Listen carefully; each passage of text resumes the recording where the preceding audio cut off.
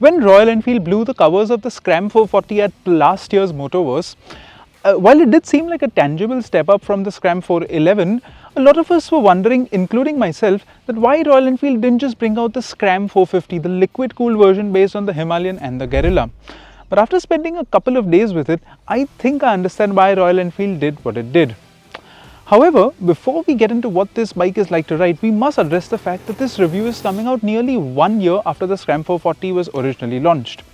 Well, you see, the trouble is, while the Scram 440 has been on sale for quite a long time, there was a company issued recall a couple of months ago.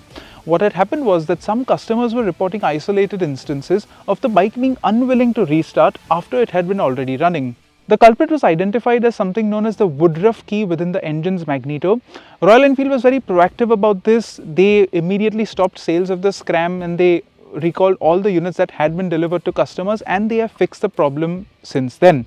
Now, the Scram 440 is technically an all-new bike, but it is very heavily based on the Scram 411, and just to give you a bit of a refresher, this is everything that Royal Enfield has done to make the 411 into the 440. The first thing is that this engine has been given a larger bore by 3 mm. It's now displacing 443 cc's.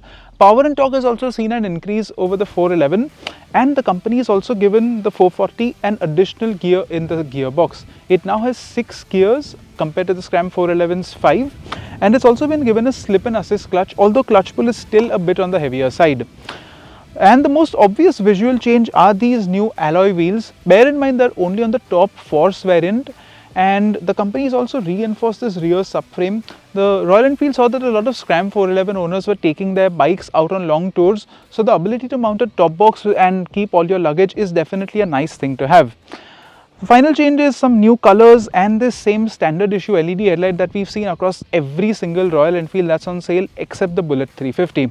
And the Scram 440 also saw a bit of a price increase, especially now so with the GST norms, but we'll address that a little bit later. While the Scram 440 is a relatively new addition to Royal Enfield's lineup, one area where the bike is really feeling its age, and that's down to this being based on a platform that's almost 10 years old, is in that the fuel filler lid, the levers, the switch gear, they all feel like they are from a bike that was 10 years old, and which it is. It's based on the Himalayan 411, and that bike is effectively 10 years old now. All of this does detract a little from the sense of quality. I think Royal Enfield can pay a little bit more attention to fit and finish and quality like they've done on their newer age models. So how do all of these changes impact the Scram 440's riding experience? In a nutshell, quite nicely. I'm going to start with this engine because I think this is the most standout reason why somebody would gravitate towards the Scram 440. This 443cc engine is a lovely companion whether you're inside the city or you're out on the highway. I've been using this primarily in the city with a couple of short highway trips in there, and in my time with it I've really enjoyed it. It's a very old school feeling engine. There's no shaking of the fact that you can still trace this engine's roots back to the original Himalayan 411. But I think it's all the better for it because it is an old school and very analog riding experience in that sense. The exhaust beat is another thing. RE's new 450 engine, while it is quite nice, the liquid cool one seen in the Himalayan, it does sound rather anonymous. The Scram 440 with its nice deep exhaust sound, it's not a very loud sound because of course this is a standard exhaust in the Euro 5 BS6 era, so it can't be all that loud, but it's got lovely pops on the overrun. It really sounds very nice and adds to that riding experience. The addition of a 6th gear to this engine has also made it very nice on the highway. You can cruise at 100-110 without intrusive vibes getting in.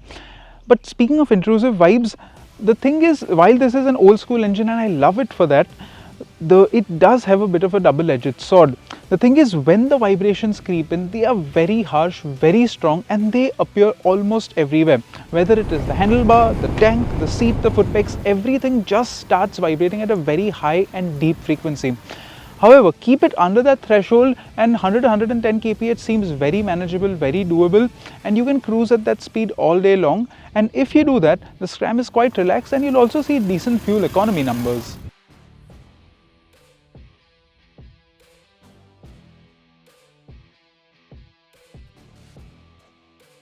Another thing I've quite enjoyed about the Scram 440 is how this bike seats you and the amount of comfort it gives you.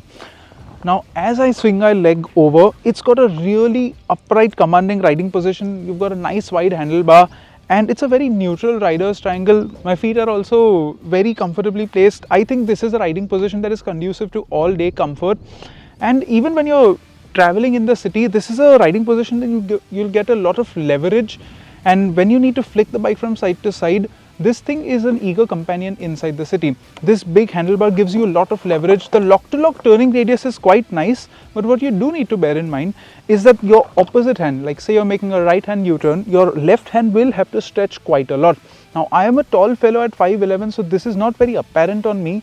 But one thing I don't like about the seating position, and this is a complaint we've levied against a couple of other Royal Enfields in the past, is that the foot pegs foul with my shins. They're located exactly where I would put my feet down, and so you need to be mindful of that, especially when you're walking the bike in staccato traffic, or if you're just moving it around the garage. You need to be mindful. It can hurt, it can be very painful. While the Scram 440 is quite a substantial and large feeling thing, one thing that's quite nice is that it's got a very low 795mm seat height. Shorter riders will be able to swing their leg over the Scram 440, but do bear in mind that earlier point about the feet and the foot pegs fouling. While the low seat height is nice to have, especially for a shorter person, I do think that the rider's portion of the single piece seat, it's quite thinly padded, and for a heavier rider like myself, I'm about 80 kilos without my gear, I do sink into the hard base quite quickly. Happily though, there's enough place to carry a pillion, as you can see, and the pillion's perch is quite decently padded. Most modern bikes, the pillion seat is really like an afterthought, and it's nice that the Scram 440 has a properly spacious pillion seat. Motorcycles like the Scram 440 don't have any one explicit purpose. They're kind of the Swiss Army knife sort of motorcycle. So I've done a lot of different things with the Scram, and I'm going to tell you part by part about how the Scram fares in each situation. First, we'll tackle about how the Scram 440 fares in the city. Like I've said before, this wide handlebar really gives you a lot of leverage, and while it is a wide handlebar, surprisingly, filtering through traffic isn't as difficult as you'd imagine. And out on the highway, the Scram is a willing companion. It's nice and planted, stable at highway speeds, but say you need to make a quick direction change, it's more than eager. It's not a corner cover like the KTM 390 Duke, but it's not going to shy away from a corner either. And speaking of off-roading, there was one area where this bike's predecessor, the Scram 411, was actually quite adept because it was based on the Himalayan 411. I'm happy to report that the Scram 440 continues in that vein, but do bear in mind that this bike is best enjoyed exploring a rough gravelly road rather than a tight technical and muddy trail. The thing is, this is a 197 kilo machine, and picking it up repeatedly after you've dropped it is not going to be a pleasant experience for either you or your trail riding buddies. While the main stand on the Scram 440 is certainly nice to have, putting it on the main stand will require quite a lot of effort. I've been using it for the last 7 or 10 days, and I'm a stickler for putting a bike on the main stand, especially when I park it back at home. It's just a more secure way of parking, and when I do that, it really does take a lot of effort to put it on the main stand. Royal Enfield, if you're listening, almost all of your bikes do this. Please make it easier to put them on the main stand. Speaking of going off-road with the Scram 440, one helpful feature that Royal Enfield has sprinkled into this machine is that it's got switchable rear ABS. You press down this button and hold it for a couple of seconds when you're stationary, and the rear ABS will be disabled. That was sorely missed on the Scram 411. You had to actually pull the ABS fuse out on that bike to disable ABS at both ends if you wanted to. With switchable ABS, your life at off-road is much easier. It's very easy to steer the bike when you're locking up the rear. And even if you just want to have some fun on the road, pop a couple of skids or something like that, it's quite a nice feature to have. And speaking of helpful additions to the Scram 440, this bike actually comes standard with a center stand. The erstwhile 411 didn't come with a center stand, and to make matters worse, it came with wire spoke wheels and tube tires. Fixing a puncture on that bike was quite difficult, and I'm happy to see that the 440 comes standard with a center stand on both the base trail variant and the top force variant. Speaking of the variants, this force variant is the one you see with the alloy wheels, and that's primarily the only difference between the two, and different color options as well. I think if I were to purchase a Scram 440, this is the variant I would recommend, because you get the peace of mind of tubeless tires, and it's not that much more than the base variant. And while the Scram 440 definitely has some off-road capability, the reality is that a majority of your time is going to be spent on the road on this thing. As a road bike, it's really nice. You don't feel the weight at anything over walking speeds. It's got a nice chassis balance once you're moving. And the only two areas that I think can stand to improve are that, and this is another typical Royal Enfield complaint, the front brake, it has enough power, there's really no dearth of power, but it's really got no feel. You really don't know what the front brake is doing. You just need to clamp down and sort of pray for the best. Okay, I'm exaggerating a little bit. The front brake, there's no dearth of power, but just a little bit better feel would be nice. If this were my bike, I'd experiment with some better fluid and sintered brake pads or something like that.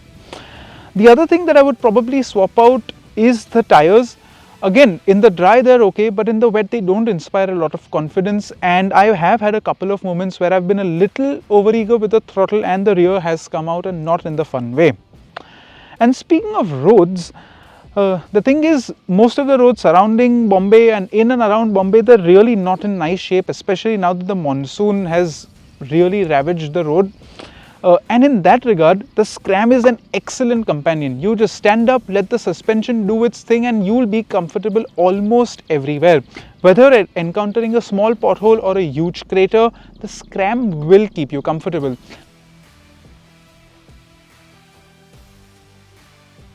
That's one of the big advantages that the Scram 440 has, is that since it is based on a proper adventure bike, the amount of comfort that it gives you over any sort of road surface or no road surface, it's almost unparalleled in this class.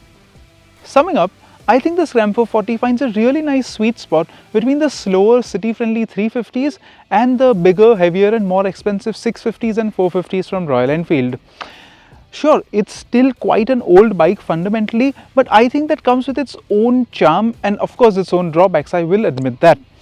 On the whole, this is still a very likable thing. It's got a peppy, unique and characterful engine. It's one of the last authentic big single cylinder experiences that you can get almost anywhere in the market.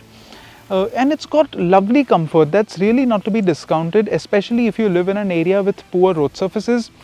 And while GST did bump up the price of the Scram 440, I think it is still priced quite competitively for what it offers. Even after GST, the on-road price in Mumbai doesn't cross the 3 lakh rupee mark. In fact, it's well below it. And I think the Scram 440, if you're looking for a do-it-all rugged machine but you don't want to break the bank, the Scram 440 warrants serious consideration.